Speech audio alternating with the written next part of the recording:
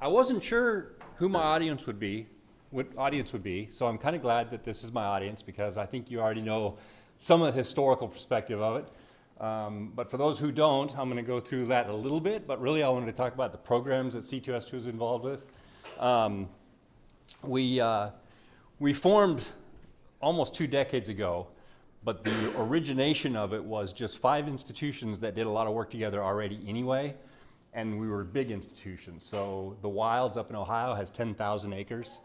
Fossil Rim was about 3,000 at the time. White Oak was about 3,000 at the time. San Diego Safari Park, and then the National Zoo has their offsite facility at Front Royal, which was about 3,000 acres. And the reason we formed was really because if we were working on some sort of a conservation project, there were about 200 AZA facilities, and we could go to them, and I'll use Attwater prairie chickens as an example. Government comes and says, hey, you know, the Attwater prairie chickens are in trouble. We need to find somebody to house, you know, 500 or 600 birds each year so we can do a release. We could go to those 200 zoos and say, okay, if you can take 2 or 3, and you can take 4 or 5, and you can take 6, and we'll take 10. But by forming the C2S2 organization, we could say, all right, we've got basically 60% of all the land within those 200 AZA facilities, just because we were so large landscape. And we could say, all right, let us deal with this problem. We can take 100, they can take 200. We'll find a place for your 500 birds. And so it was just sort of a streamlining opportunity, really. The first 5 were all AZA institutions. And when I had people help me proof this, they said, no, you mean what? You mean what is C2S2? No, I mean why is C2S2? And that really is the impetus for it. We could collaborate and combine forces, and we could really make an impact fairly easily by being this large landscape organization. So why did we do it? We did it so that we could help these endangered species sort of more collaboratively, and I'm going to use the SAFE example right now. Those of you who aren't familiar with it, Saving Animals from Extinction is a program within the AZA, Association of Zoos and Aquariums, and it's basically the same thing, right? Let's get a whole bunch of groups together and save the species by working with U.S. Fish and Wildlife Service and these zoos and this NGO. We wanted to do the same thing. I'm not used to looking at my different preview thing here. So red wolves, cheetahs, I will talk about all the different programs. I'll focus a little bit on red wolves because that's my audience, but we do other things probably even bigger than the red wolf program. Sorry, I shouldn't say that. But we do, we started out really with ungulates. That was the species that really needed the space. I won't talk about it in much detail, but the AZA over the years was losing ungulate spaces for assorted reasons. We need to build bigger elephant yards. Why do we have 6 acres dedicated to these 2 deer? Things like that. And so what we learned by looking back at sort of historical was that we were losing about 100 spaces per ungulates per year. By the time we looked at it, we'd already lost about 1,000 spaces. Ungulates, for those of you who don't know, are basically animals with hooves. So deer, sheep, giraffe, zebras, all those things are ungulates. And those are the ones that really require these bigger spaces like the original 5 C2S2 organizations had. Can't do a presentation without talking about scimitar-horned oryx. As you may or may not be aware, there's been a big reintroduction project in Chad, Africa. This is a species that was considered extinct in the wild. Sometime between 1980 and 2000, no one's really sure because it's hard to say when someone saw the very last one, but they decided that they were extinct in the wild. They had not seen them since 1980. Abu Dhabi, the Environment Agency of that country, Sahara Conservation, and the government of Chad all started talking about what can we do with this huge captive population of scimitar-horned oryx. They had a bunch of them in the Middle East. We have quite a few of them in the United States. There's a lot on private properties in Texas. Europe has quite a few scimitar-horned oryx, and so this program came to be. And this species just a few months ago went from being extinct in the wild to being endangered. So not only did it really improve, but it actually skipped critically endangered. The IUCN has all these criteria for saying, okay, X number of animals, how many babies are being born, how the protection is in the habitat where they live. So they actually jumped and they went to endangered, which is really pretty phenomenal. The amazing thing about them going extinct with no one really noticing was, this is a 400-pound animal. You know, how does it go extinct with no one really noticing? And it's one of those things, like so many other things, where you kind of go, loggerhead shrikes down in Texas. When I first went to Texas, you could see dead bugs on barbed wire fences for everywhere you look. And then all of a sudden someone said, hey, I haven't seen any lately. And then you start looking around and you're like, you're right, where are they all?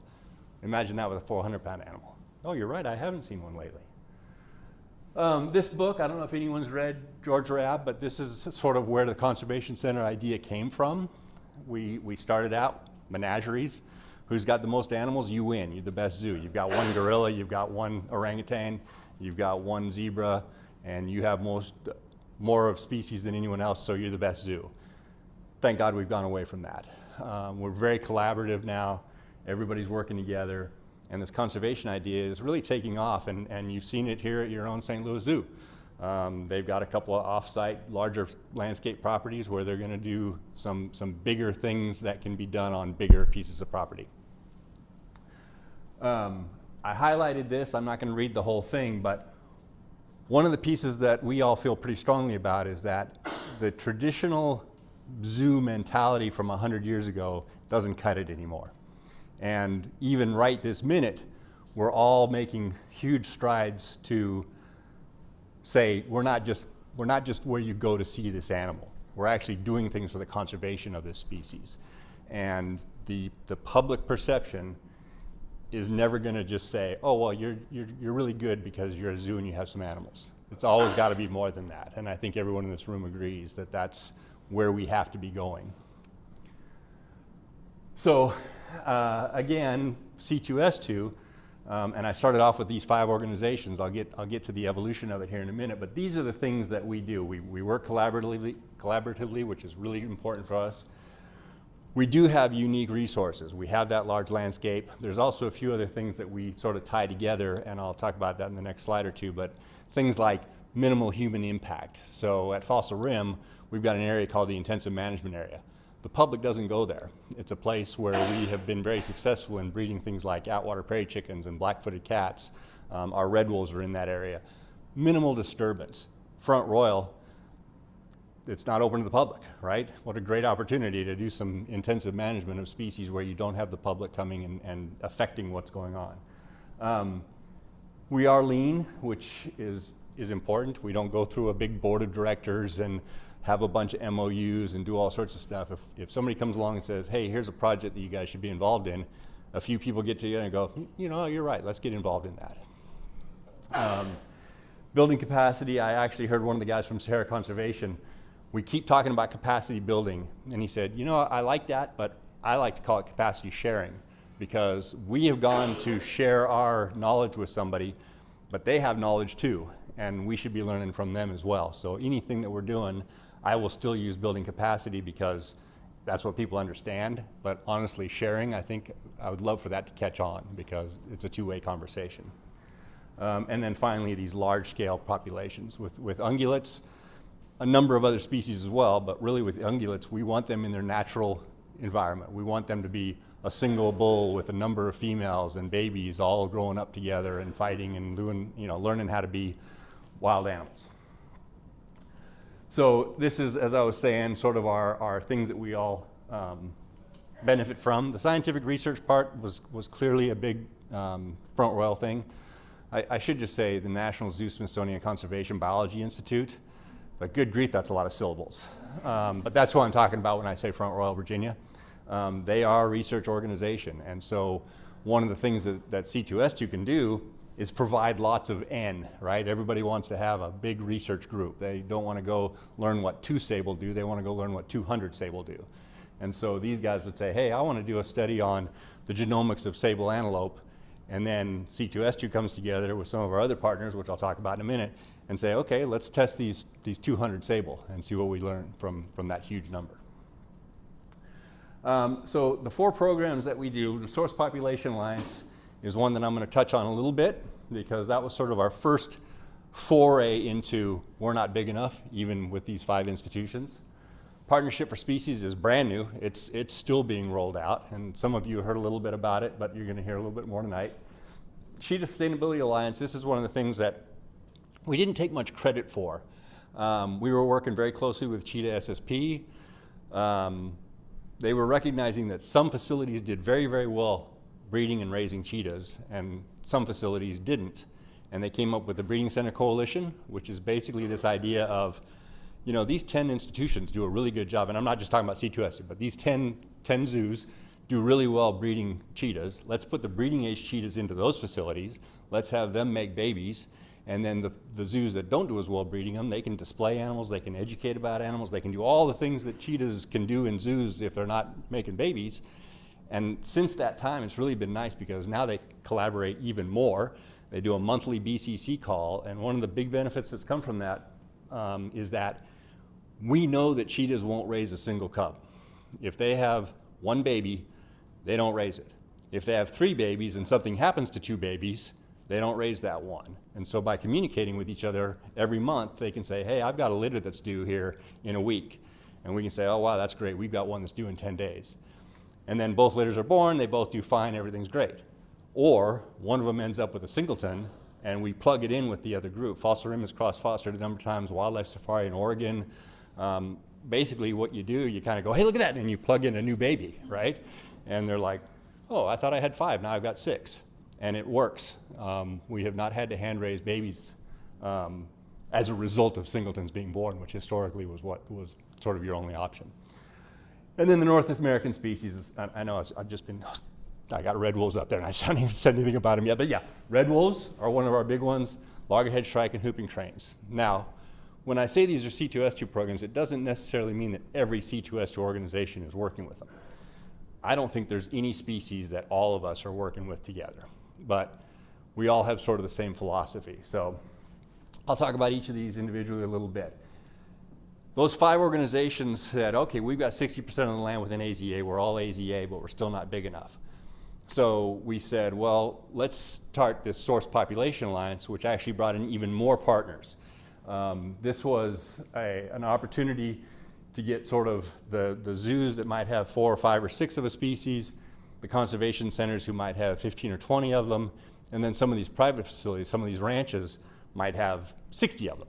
And it was an opportunity to get more animals involved, to get more people involved. There's a number of these private sector people who want to be conservationists, but they don't necessarily have the connections to do that, and they can get involved with the zoos, and all of a sudden they're doing real conservation work.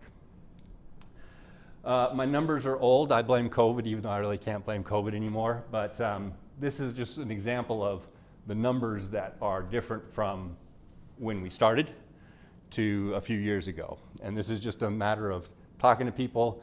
When we first started it, there was a lot of angst, I guess, because it was a new relationship and nobody knew who from the other side was going to do X, Y, or Z. And so we made it very clear to the ranchers that they're not giving us their animals. They're not doing anything different than what they did. All we're doing is a census. All we're doing is saying, we used to have 120, now we have 486. And over the course of a few years, some of them would say, yeah, I'll dedicate 10 addicts to this program. But as they've gotten comfortable with us, they're like, well, we'll just dedicate all of them. You know, we got 60 of them, so we'll just dedicate them all. And that just sort of makes the numbers show a little better. And remember this when we start talking about Partnership for Species, because this is a critical stepping stone to that. And so when we started it, this is sort of how it broke down. We intentionally wrote all of our code of ethics and bylaws and things like that to be inclusive of that private sector entity, because we knew that that was a big location of where the animals were, but we also knew that there was the opportunity to do some really collaborative stuff where we sort of had to trust each other. We were talking about that a little today with the U.S. Fish and Wildlife people, dealing with the private sector with wolves. This was slightly different, but still the sense of, what do you guys want from us? You know, when's the other shoe drop? And there really wasn't another shoe. So we wrote everything with those guys in mind.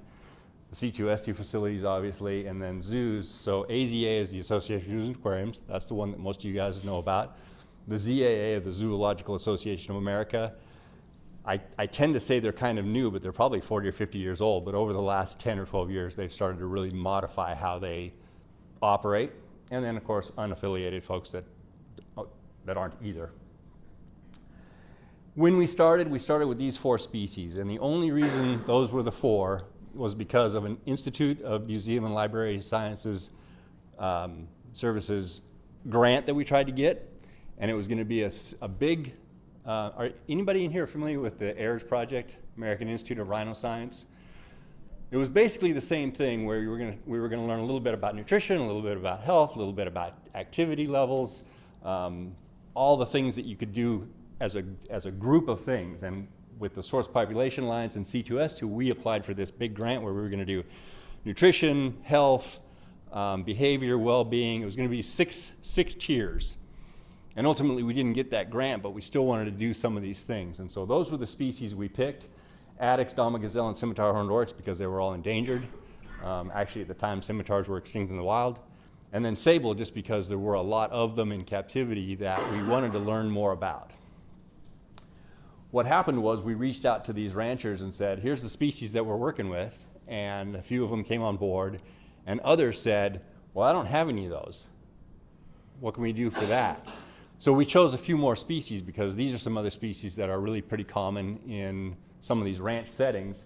The black rhino is a little bit of a weird one. I'll talk about it a little bit more, but roan antelope, bongo, Arabian oryx, those are pretty populous on some of these ranches in Texas. And so those ranchers wanted to be involved, couldn't be involved because they didn't have sable, scimitars, Addix, or Dama. So we added these few other species. The south central black rhino, formerly the southern black rhino, I'm not going to go into a lot of detail about it, but it was an AZA managed species up until 2011. Then we opted to only focus on the eastern black rhino, and we still had southern black rhinos. And so the International Rhino Foundation took on the management of them. That's not really their wheelhouse. They're more of a field on the management of them. So C2S2 and the IRF manage those guys together. So to take the next step, as many of you are aware, the SSPs were being reimagined, species survival plans, in the zoo community. And a number of species no longer fit the criteria to be a full-blown SSP. And the APM committee said there are some options, one of which was a consortium. And we were already kind of going down that consortium road without knowing we were going down that consortium road. And so this Partnership for Species came about because there were 18 ungulate species that were no longer going to be considered SSPs, but the facilities that manage those species still wanted to manage those species. So how do we do that? So what this group did, they came up with this sort of, we call it a new approach. It's not going to be super different from an SSP, except that, because these are no longer AZA SSP species, we can work with those private sector folks. We can get a little more collaboration going with some of these guys who want to be conservationists but maybe don't know how. We are going to do collaborative breeding and transfer plans just like the SSPs did. And then the two pieces that are different is, and I guess one of them's not that different, we are going to have this be fee-based. So people will pay to participate in this program. And from that fee, the people who are managing the programs will get paid. So that's a little different than in traditional AZA. Stud bookkeepers, SSP coordinators, population biologists, they generally get paid by their institutions. This is going to be a program that pays them to do that work. And we've actually sectioned off some money to go to conservation. And so one of the things that we think is going to be valuable to this group is, I really don't know what I'm doing. I really like sable antelope. I'd like to do some conservation work with them in the field. And we're going to have 4 programs every year that we're going to offer up to this group. And we're going to say, all right, here are 4 different conservation entities. We're going to vote on them. And our money is going to go to support that based on democracy, right? We're all going to vote. And we're going to say, I want to support Sahara conservation this year. That's not too different, except that it's sort of a group-based who's going to get supported this year. So this one, now these are all the species, and it's kind of a weird one because sable, we're already a SPA species. We think that sable are going to be well managed under the PFS. Sable is a weird one. Rachel, I don't know how much you pay attention, but a lot of unknowns in the sable population. For the last 20 years, the statement has been, just swap out your bulls every few years. That's about the best we can do. They're like 96% unknown pedigree. But then things like fringed oryx, there's only 2 or 3 facilities that are even working with them. So what we're hoping is there's going to be some fringeds in the private sector.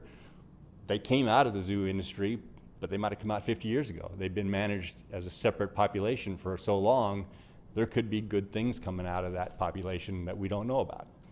So things will change a little bit because we no longer have this strict pedigree where we know who your mom is and we know who your grandma is.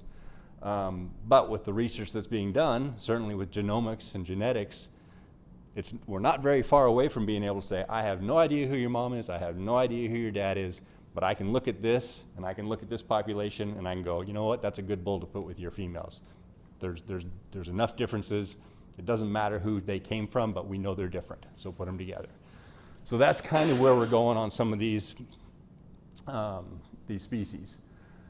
We still have a pedigree analysis. We're sort of in that stage of how do we do this? Well, one easy one is continue using what we already know.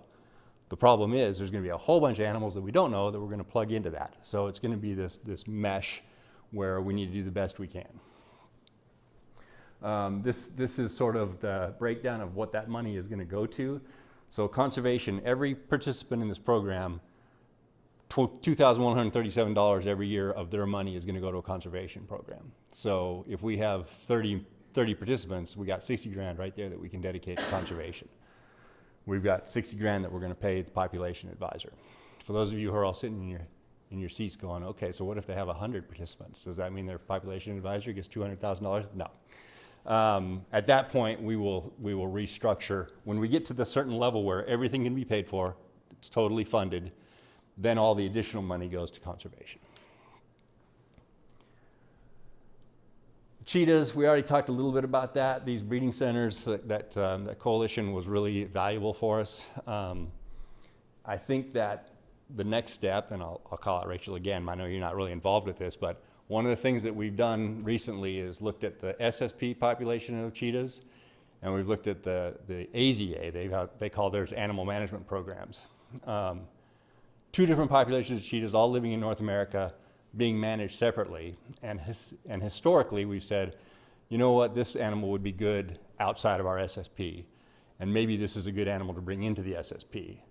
But one of the things that we are really trying to do, working with the PMC, is to see if it makes sense to manage all 400, probably 350 cheetahs in North America as one population.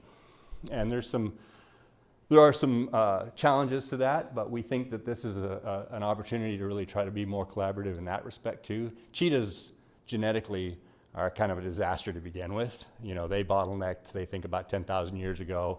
Those of you who are in the meeting today, you know, you got all the colored gumballs and then you got 2 colored gumballs.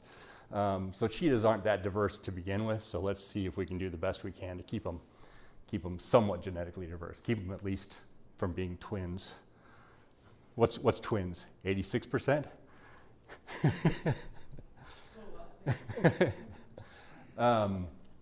And then with the red wolves, and I want to spend a little bit more time with this. So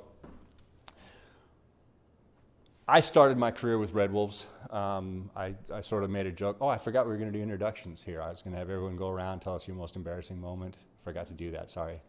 I started at Point Defiance in 1987 as an intern. For those of you who are in the meeting today, 1987 was the first year they reintroduced red wolves into the wild. So I was working red wolves at Point Defiance. I don't remember who made the comment today. I think Joey did. The animals that went to Tacoma there were 60 animals in Tacoma when I was there. The zoo had 6 or 8, and then this facility up near Mount Rainier had about 60. And that was sort of the beginning of the captive population. So I got to play with that a little bit. I worked with my boss's boss was the first SSP coordinator for red wolves.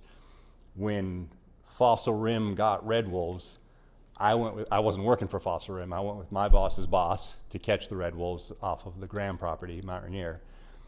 Loaded them into crates, took them to the airport. Roland and the wolves flew to Fossil Rim. They were all sitting around, I don't know, probably drinking beer. I don't know what they were doing. And they said, we're getting ready to expand our programs here at Fossil Rim. We need to hire some more staff. And so Roland said to them, well, I got a guy. I was a temp. I was just covering for someone who was out on leave. And I ended up getting that job at Fossil Rim, get a year or two of experience, and then move on. Forgot to do that, been there 35 years.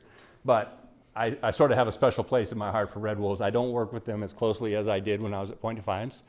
I have worked with them kind of peripherally at Fossil Rim for 35 years.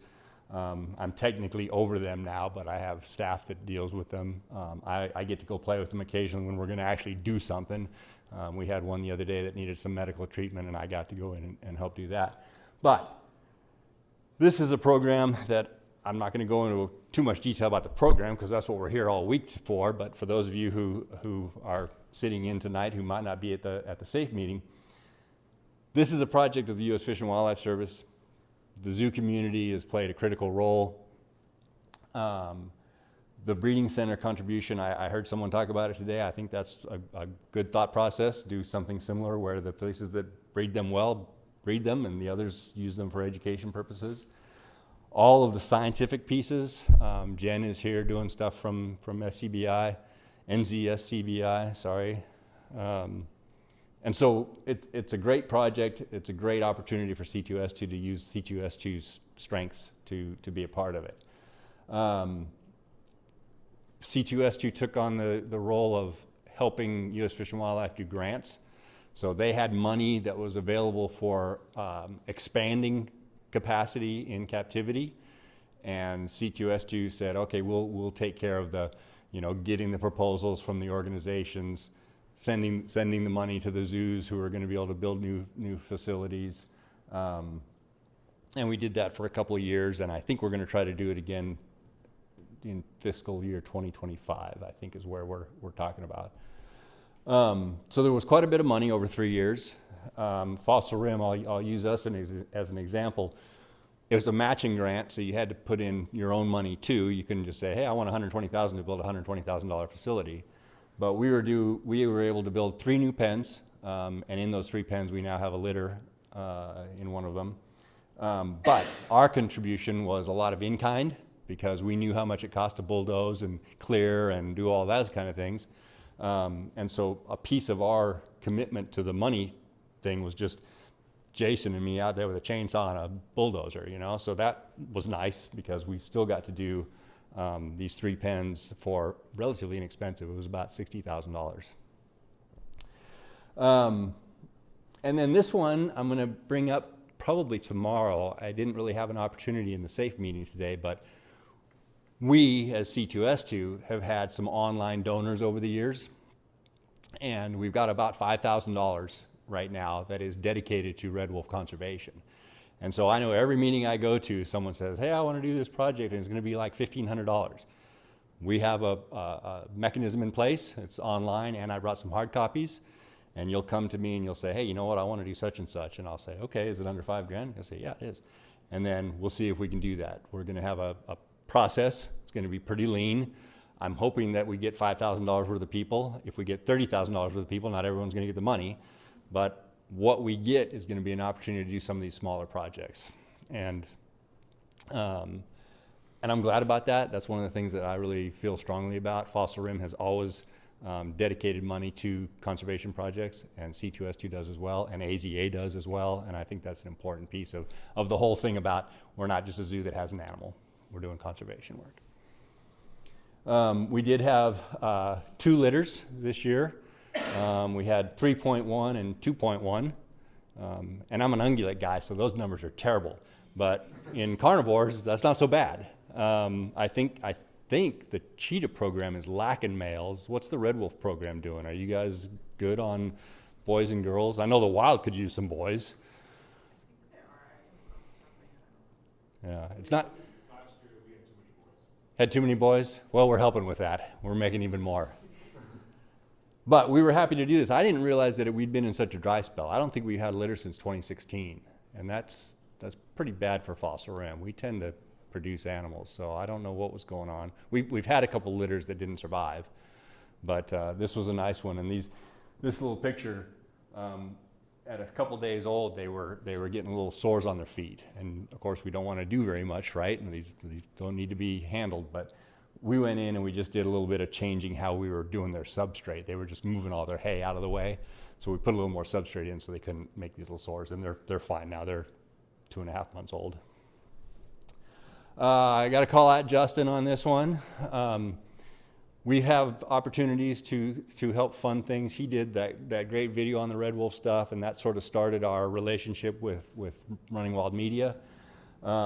He and I were talking for, it seems like years, but probably just because I'd send you an email, and then 3 weeks later you'd respond, and then a month later I'd respond, so it wasn't really that long.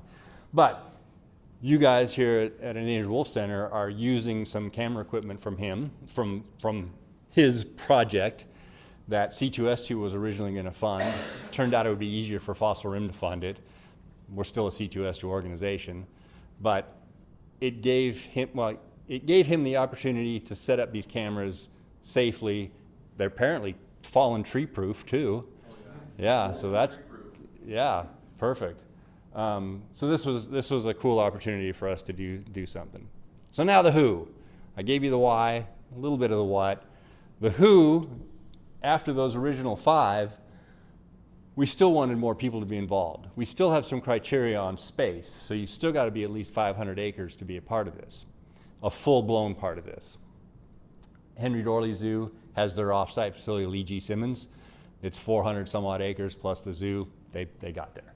The wilds, they could be a member 20 times. So these are who we have. African Lion is up in Canada.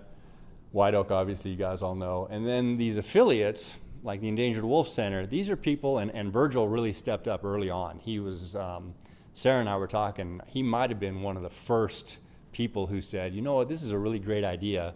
I want to be a part of this, but I don't have 500 acres. So we came up with this affiliate program, which allows the smaller places to be involved. Monarto and Taronga, both in Australia. It's been kind of a weird relationship because we're not really moving animals back and forth, but we're working together very closely. And Australia has recently modified their import permits. I don't know if anybody's tried to import ungulates into Australia, but it's an agricultural island. So guess what? Their permitting process is really, really strict. They have modified things enough so that we're going to try to send them some bongo, some scimitars, some addax, some zebras, some white rhinos that actually have to spend a year in New Zealand before they go to Australia just for quarantine purposes. But they got animals maybe, I think it was 2006 or 2007, and it's been a closed population. So they need some new genetics. What better way than to go through the C2S2 group of people? It may not all be C2S2 entities that send them animals, but we're the contact point, and we'll say, hey, North Carolina, can you free up a couple of whatevers to send to Australia? And then we're getting down towards the end here. This is one of the things that the C2S2 impact has been. I'm not going to go into all those words, but basically, this is sort of my main line here. Attwater's prairie chickens. It's a huge program. Fossil Rim is the only C2S2 organization working with them. Florida grasshopper sparrows is a huge program. Is somebody here from White Oak? You are. How many clutches can a grasshopper have in a year? 7. And how many eggs per clutch? 4. So that's pretty sweet. You get 28 babies-ish every season from them. I think you're the only C2S2 organization working with Florida grasshopper sparrow.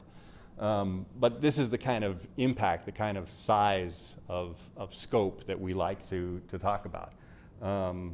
Mexican gray wolf, scimitar-horned oryx, all those types of things.